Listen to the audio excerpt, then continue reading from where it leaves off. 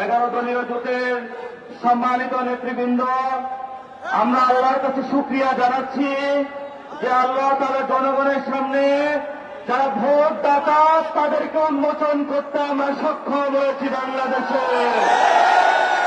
ওরা শুধু ভোট চুরি করে নেই, ডাকাতি করেছে।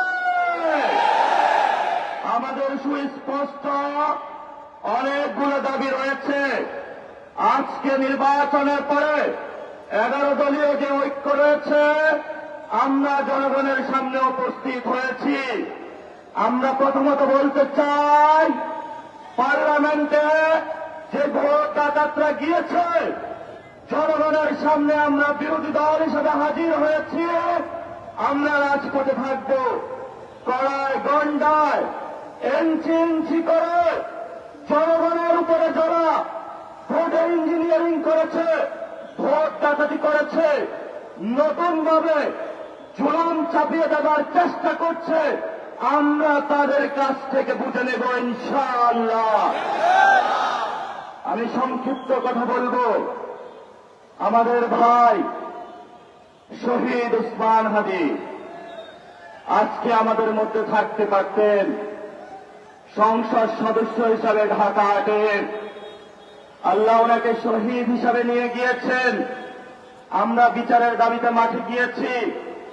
আজকেই যেহেতু বিরোধী দলীয় যাত্রা হচ্ছে এই বায়তুল মোকাররম থেকে, আমি সরকারের কাছে আহ্বান জানাবো, দেশের কাছে আহ্বান জানাবো, প্রশাসনের কাছে আহ্বান জানাবো, আপনারা দ্রুত গতিতে শহীদ উসমান হাদী ভাইয়ের হত্যাকাণ্ডের বিচার যাতে হয় সেই উদ্যোগ নিন।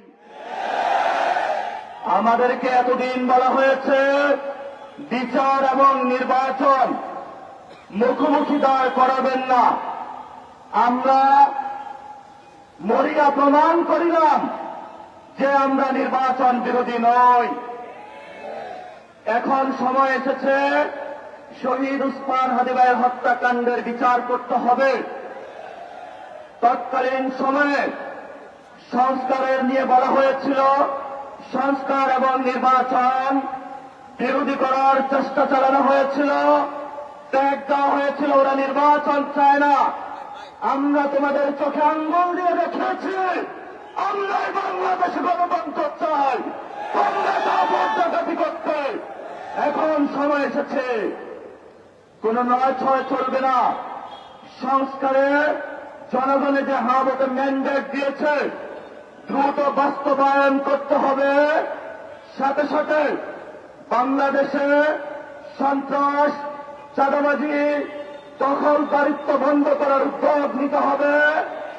এবং নির্বাচনের আগে আমরা এই বায়তুল মোকাররমে দাঁড়িয়ে একটি প্রটেস্ট করেছিলাম। ভোট ডাকাতির জন্য আমাদের জামাত ইসলামের এক ভাই গুলিবিদ্ধ করা হয়েছে, পা ভাঙা হয়েছে। প্রত্যেকটির হিসাব কড়ায় গন্ডায় আমরা ইঞ্জিনিয়ার তারেক রহমান থেকে বাংলাদেশে বুঝে নেব ইনশাআল্লাহ।